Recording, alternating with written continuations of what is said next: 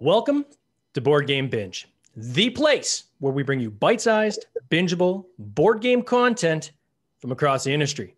I'm your host, James Staley, and in this episode, we're chatting with Matt and Rosie Parrish, the couple behind the family-friendly card game Bots Up. They work in graphic design in the video game industry, but this is their first tabletop project together. Bots Up hit Kickstarter on September 15th and has passed 460% funded with 2 days remaining of their campaign. Matt, welcome to the binge. I know we don't have Rosie with us today. She might pop in partway through. She's away on an assignment, I think you're saying, right? Yeah, that's right. Yeah, thanks for having me, James. Yeah, just me at the moment, just one parish for now. But yeah, she might pop up at some point. It's possible, but we'll see. Oh, that'd be awesome. So I think I would be remiss to say this is a very cool background you have behind you. For those who are listening and can't see, you got this is an ice dragon or something that's kind of over your shoulder there. Yeah, we've got a giant dragon boss. So I say, you mentioned in the intro, I work in the video games industry. So Yeah. I work on a game called RuneScape, and this is a dragon from that game, which is an animation I did. So yeah, I use this Zoom profile for work as well. So yeah, so I keep my dragon animation on. Oh, sweet. So let me just start by saying congratulations on this game. Bots Up is when I was like most people who love board games and are, Kickstarter backers, you like to kind of just peruse what's kind of coming up from time to time. And as soon as I saw this game, I was in. I love robots. People know my game company is called Tin Robot Games. And I was hooked. As soon as I saw this, the design was so fun. The game looked simplistic enough that I could probably play this with a younger crowd if I wanted to, but still could have quite the hoot even with adults. So well done on the design on this. And my last check, I think I was backer 566. I backed you this morning. Happily to do that, by the way. Again, I can't wait to get my hands on this game. Yeah, thank you. Your target was, I think, 3,500 pounds, British Mhm. pounds. You're around 16,000 plus is what you've hit so far. For our Canadian listeners and our US listeners who want to do the math, that's about just shy of $28,000 Canadian on a target of just under 6,000. So way to go. That is incredible, especially for your first game. You guys must be quite proud. Yeah, thank you very much. And yeah, we are proud. We're kind of buzzing. It's been hell of an experience, really. We didn't know what to expect going in, but yeah, we're blown away. Really happy, really happy. Yeah, and I was just saying to you before we got on air here that if there's anybody that is looking to do a game on Kickstarter, uh, just do me a favor, look up the Bots Up Kickstarter page and copy it. Copy it. At least copy the format. Like, it is very, very well laid out. Obviously the video, my screen's went blank here at the top. What I love about your video is it jumps into what the game is about right away. And I see this sometimes with some videos where it's more about the story, and then you got to kind of sit through a minute and a half, and sometimes the browser will let you skip, sometimes it won't, before you get to actually what the game is about. And what you guys have done is you jump, like within seconds, you jump right into, this is what this game is about in the video, which is what I think your video has to be. It has to be fun, has to be themed, obviously, to your game, to the story. But people have very, very short attention spans. And, within the first 30 seconds, they're jumping out if they're not hooked. So bravo on that. And then for those who don't watch videos, which happens quite a bit too, where people are just kind of passively scrolling, maybe they're at the office and they're working, or, they don't want the sound on, they might just scroll past and see kind of what the game is about. And again, you guys do that very, very well. Lots of pictures. You have these animated GIFs, which explain how the cards get put together to make the robot. It's just a well put together page. So I know I'm kind of going on and on about this, but when I see quality like that, I gotta acknowledge it, because I know there's a lot of people listening to this podcast that are probably working on their own Kickstarter pages. And, as part of that research process, you're always trying to find out what it is that, you know, it needs to be the hook for your game, or how best do you, you know, structure your page. It's not a ton of resources out there. So if you can find one that's very cleanly laid out, you know, why not copy it? So I'm going to stop talking and I'll let you kind of comment, but No, congrats. thanks. I mean, I can listen to you heap praise on my page all day. That's great for me. No, that's awesome. Thank you. Yeah, no, to speak to many of those points. You know, it was like I can say, I guess we're lucky in some respects that you know, this is mine and Rosie's background. You know, we're both graphic designers, so you know, if anything, it was very, very dear to us to make sure that we were happy with the page. It went through a lot of iterations. And same with the video, which took me quite a long time to put together. Yeah. But I think to the points you made on the video, we set some rules. Like we were very, like we ripped it apart a lot. Like we said it needed to be 2 minutes or less. That was kind of like a hard rule, and we had to keep skipping bits out that we liked to get there. So we did a lot of rescripts. I think one of the advantages of kind of being able to do the things yourself is that, you know, you're not paying an artist and then going, oh, okay, I've changed my mind, but now that's going to cost a whole load more money to get them to do it differently.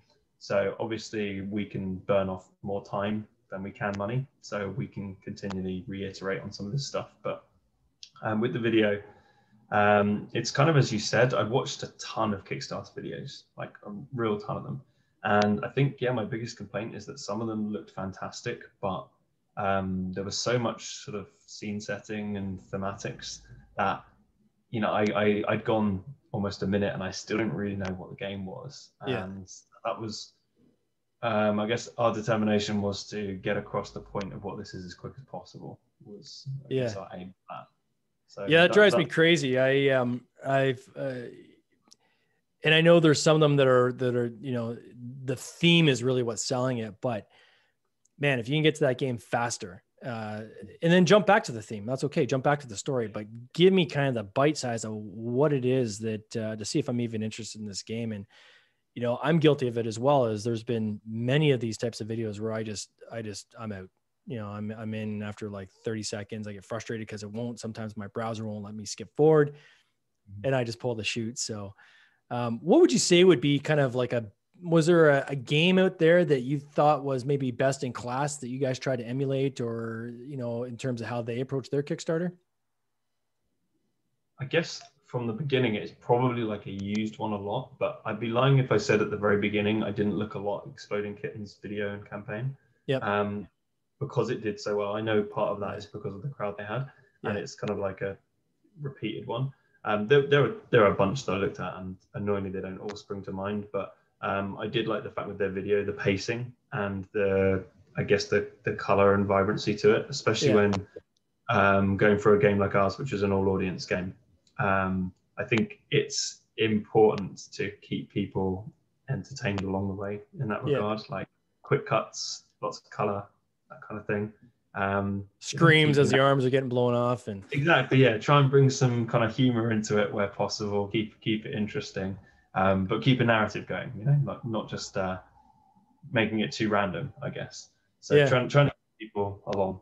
But that campaign was done very well, especially like as there probably wasn't too much reference at that point. But you know, there are a ton of really well made campaign videos, and I think that's the thing with all design. Like everything's copying to some degree. You know, sure. It's not the original. The best thing you can do is to go look at what a bunch of other people do really well and work out how that applies to you. Steal shamelessly. If you're trying to build your campaign, there is absolutely nothing wrong with looking at who's done it right and copying that as best as you can. I mean, obviously don't copy their game, but their approach, I think, is important to try to emulate, you know, where there's been success. And likewise, look at some campaigns that have failed and look at their pages and say, oh, you know, how's their, you know, what were they missing on their page? I think that's important as well. So absolutely. with the two of you the two of you are graphic designers, are you both in the video game industry, or is one of you in the video game industry? And that's just me. So I've worked in video games for about 7 years. Okay. So a decent part of my working life have been in games. Rosie works in slightly different fields. So she works more sort of like agency-based design. And she also delves into a bit of marketing as well. So that didn't hurt as well with planning a game and kind of bringing it through. So she's sort of spearheaded that. But yeah, my background's been in computer game, graphic design, bit of art direction, things like that. So that honestly has been a very nice backdrop for doing this kind of thing. It also means I've got friends who have jobs like in digital marketing and other things, so they can show you around the back end of Facebook ad platforms and stuff like that. So it's there's been useful friends to have with this background for sure. And certainly, I think it's important to try to pull from your network as best as you can. And if you don't have a network, right? So you're blessed with the fact that, you know, your background lines up very well with creating a game. For those who are maybe getting into the industry or trying to launch their game and maybe don't have that, that's where it's okay to start reaching out to people online and try to find some experts online that are already in this industry and try to build your network that way. I mean, one thing I would say, and I mean, we say this on almost every single episode, is that this is the one industry where people actively try to help you. Who are your competitors? Right? Yeah, there is no competitors, it seems, in this industry, and I completely vouch for that statement.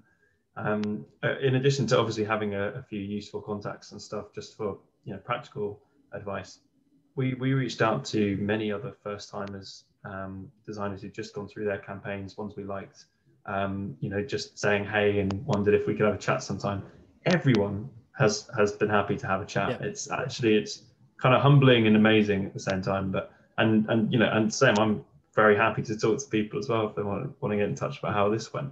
But it's always really, really nice to speak to other people and what they get through, and that's really how you learn everything. And to anyone doing it who has kept it all to themselves, just go message some people and ask if they can chat for half an hour on Zoom or Skype or whatever, because learn a lot. Yeah, you'll be shocked. I mean, I was even shocked even with this podcast, the number of people I reached out to. Rarely have we had anybody say no, they don't want to talk. I don't think we have. We've had people we've had difficult reaching, but most people are pretty happy to share their knowledge, which I think is pretty cool. And I'm very thankful for that, quite frankly. So where did this game begin? I want to kind of get the history of this. How did this come about? How many years have you been working on this? When did the idea first form? Where did it start? We have a funny story on this. So it's 2 years almost to the day. So around maybe 2 years and a little bit that we first started putting this together. And bizarrely enough, me and Rosie were on our honeymoon. So we got married 2 years ago. Okay, congrats. And thank you. We've been talking about just the loose idea of making a game because we like playing card games together, and cards in particular are a strong theme for us. Finally, the normal pressures of everyday life had worn off. We were happily in a bar in Greece, sipping cocktails. And then we got into this idea of the game, and a couple of stored ideas came out of, this sort of creature building. And suddenly we were talking about pulling robot parts apart and how it could work. And we literally that night, we went to reception of the hotel bar we were at. We asked them for a stack of notepaper, and we just sort of, were ordering drinks and ripping up little bits of paper and making these little cards. And we were playing our first sort of games like right there on the spot. And kind of the rest of the honeymoon, bizarrely enough, we kept bringing out, like we saved up our little paper cards in a little like sandwich bag or something, and we kept adding to it, ripping them apart, adding more. And people looked at us a little weird, to be honest, because we were the couple sitting at our bar table, right, basically just ripping up little bits of paper and making a game. Yeah, it was good fun though. Did you keep that original prototype? Do you still have it? Yeah, we got photos of it. I don't know if we've still got the actual ripped apart paper where we photographed it. We then, once we got back, we bought blank cards, and we spent a while doodling, like our first edition bot parts and stuff on cards and all that kind of thing. It's probably somewhere in a little box of sort of our bots up memorabilia. Yeah. It's probably a pretty naff state because we probably spilled drinks all over and everything. So oh, I'm sure. But yeah, it's out there. We got some photos of it, our first ever run. Now, when you were making it that night, were you thinking about this? We should do this. We should put this on Kickstarter, or when you were making it, were you thinking, let's just make a game just for ourselves? We were really just making a game for ourselves. Like at that point, I think we probably never backed a game on Kickstarter. We've now backed like nearly 40 in that time. So like we weren't really aware of the board game scene on Kickstarter at that 2 year ago point. We became aware of it very quickly after that. We were really just making a game that we would find fun, with just the sort of maybe the out there pipe dream of, hey, what if we could make a game that was, you know, a real game? But at the time, we were just making a game for us. That was kind of what we were doing. That's and then cool. it blossomed into more. And then when did the prototype become closer to what you see today? So, I mean, realistically, the game concept was the concept. There were always part cards, and there were always sort of battle cards that you do to destroy them. We drew these sort of goofy concepts on cards probably within a couple of months of that point. Still ripping them apart, chucking away them. Balance was all over the place and things, so we're still playing around with that. But then we put a little bit more effort into the sketches on the cards, just with Sharpie markers and that. And we got a very close and trusted group of friends to give it a go around that point, probably around sort of Christmas time that year. So we're talking kind of 3 months in. Yeah. And yeah, it was fun enough to make us go, you know what? Yeah, we'll try and turn this into something. So I'd say it probably took shape even just a few months in, but then we'd tested a lot of times over that point. And I think we took probably most of the first year was spent just testing, playing around, ripping bits apart. And then for the second year, it's been very much like, okay, we're all in now. Now we're making videos and we're, you know, actually doing all the artwork, and we're trying to build a following from no one at all, and testing on strangers and all that kind of stuff. So yeah, that's where it all sort of kind of took off. And then how did you start building that following? Oh, good question, that one. So yeah, it's difficult. So we started on social media with, frankly, 0 people. I think first of all we made a Twitter account, and I think we made a Twitter account and we collected sort of, you know, tens of followers, I guess, just from, you know, doing a game, and just following some other folk. And I think it was Board Game Goblin on Twitter. So big shout out to them. They were our first person to sort of champion us in any way, and said, I've been checking out some new board game developers. And then they set up a big sort of follow loop thing. And that was quite nice because it meant that we met other people, and we probably gained, you know, another, maybe double our followers through that Twitter post. That was really great. And then we realized quickly that we weren't really Twitter people after that, that actually writing wasn't really our forte. And we got kind of into Instagram, because in Instagram we could make a themed channel, very visual. We could create artwork and things that could go on the channel and sort of make it look nice.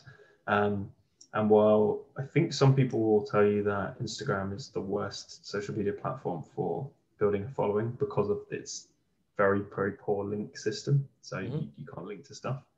Our ethos was it's better to play to our strengths. So our biggest channel is our Instagram, which is coming up to 1,000 followers. Wow. Which is, you know, we started the channels in April, so I guess that's 6 months ago. I would say one bit of advice to people starting out is we waited until we had our like website designed. We had photos of prototypes and all this stuff when we started our social media channels, because I guess we were kind of hesitant to think that people would want to see our game unless it looked polished. Yeah. But in practice, people are super interested to see a game in development, and you're kind of wasting time where you could be interacting with people online if you wait too late. Yeah. And then, like what we did, we pushed out our launch twice because we felt we weren't ready. So we had 2 launch dates that we picked, that we changed both of them to the date that we ended up going with. When was the first launch date? When was that planned? Well, our first launch date was the end of May. This was our very naively chosen date in the end. We were exhibiting, or supposed to be exhibiting, at UK Games Expo, and we thought, what a great idea to launch a Kickstarter on the same weekend as an expo. I would now say that is an absolutely terrible idea. So I'm glad we didn't do that. That was our initial plan, with our, you know, fresh minds just thinking about it. So that was our first plan, but COVID cancelled the event anyway, so we cancelled our plans there, and I think we would have not done it anyway, because we increasingly aware of, we need to do more marketing than this, or no one's going to know who we are. So we pivoted on that one. We then selected a date in the summer. So I think it was the start of August. And one of the main reasons we had to move that one was we wanted to set up as a limited company so we could trade under our game name. And COVID actually slowed things to a point with banks that we couldn't get through. So we had to wait in turn. But again, I think we probably played it about right for us, launching in September. By that point, we built kind of enough for social following. We kind of got our word out. And to be honest, apart from anything, you could say, we could have waited until next spring or anything like that. Maybe we would have got more people. We were burnt out with the process of working so hard on a launch. For us, we needed to do it when we did it. I got Mike Bruner in the he's in the lobby in the chat box here. He's saying, good job willing to push your launch date back twice. He goes, I think a lot of people, himself included, pick a date and feel that they have to launch on the original date they pick. We had Jamie Stegmeyer on this podcast a few weeks back. I read his book prior to that, just to kind of learn a little bit more about his process. And my favorite part of his book, there's a chapter when he says, the only person that is sticking you to your launch date is you. Yeah. There is nothing bad is going to happen if you push your launch date back, but bad can happen if you don't and you're not ready. Right. And I thought that was quite insightful because I think there's this artificial timeline sometimes we create and then we try. I mean, I'm guilty of it myself. In my first game, I did the exact same thing. I probably went a year sooner than I should have because I just didn't have the social following built up. And, while I think that is not the end all and be all, it's still important to have somewhat of an audience before you launch. Right. And, good for you guys. You've built that in Instagram. Now, off air, you were saying your email list is actually pretty short, which I thought was kind of interesting. So how many emails do you guys have on your list? So unorthodox, we have less than 100 emails on our list. Like it might be that surprised me. As I said, when we spoke about it beforehand as well, we certainly, many of the materials we watched online, webinars and other things, put a real focus on email address collection. And I mean, I have a little bit of experience with email marketing just because of what I do it for a job as well. So I know that there are multiple avenues other than emails, but we've really felt the pressure of you need to build an email list because it's what everyone was saying. And I can obviously understand why that would be a big thing, but the same people saying you need to build an email list were also saying that you can expect 5% of your email address to become a converted backer. So I was also thinking, well, if I do the maths, we could spend sort of hundreds of pounds on ad revenue to try and get people to go to our landing page and sign up with an email so that we can then in turn email them again, yada, yada, yada. But, that's for someone of our size, it's going to be a lot of outlay for, probably difficult to know if it's going to kind of yield any return. So for us, we found that collecting email addresses was something that was too difficult to do. It's I find it, if someone asks me for my email address online, I'm naturally skeptical. I don't like giving it to websites that easy. Your initial fears are I'm going to receive a barrage of emails from them. So we sort of we do have an email subscriber list on the landing page. We do email them updates and things, but it wasn't this kind of huge drive. And I think one of the ways where you can collect an email address is if you have live expos, expeditions, you meet people, you can offer sign up with your email, here's a nice bit of merch, remember us, that kind of thing. I think we just had so little we could offer anyone in exchange for an email address. It was so difficult to pose value to anyone. For us, we focused on things that we felt we could pose value. And I think on Instagram, we posted every single day something for 6 months straight. Whether it's a joke, like a funny picture of a bot, something in our artwork.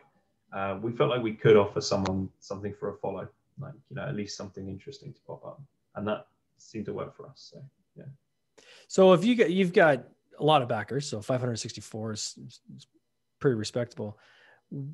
Which audience channel do you think has driven most of that? Where do you think most of that's come from? Do you have any stats on where these people are coming from or how they're finding you? Or Yeah, I've got the back end stats.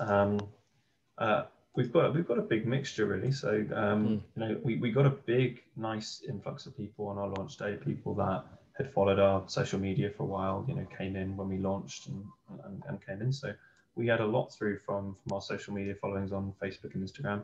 I think we have about 350 Facebook followers as well. We certainly got a fair share from our own networks, people we knew as well. But we've got a lot of backers from the Kickstarter platform. So it's not that everyone kind of comes from somewhere.